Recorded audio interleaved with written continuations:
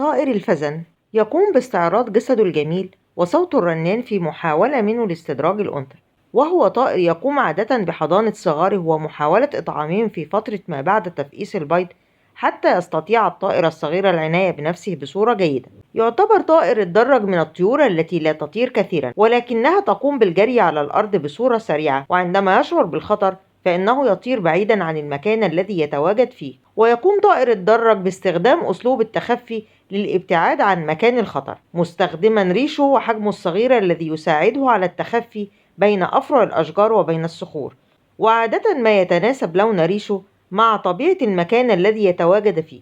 يمتلك حاسة نظر وشم وسمع قوية تساعده في البحث عن الطعام والتنبؤ بوجود عدو محتمل، ويمكن سماع صوت ذكور طائر الدرج عن مسافة تزيد على الكيلومتر الواحد. وهو طائر نهاري ينشط بصورة كبيرة وقت الصباح والغروب.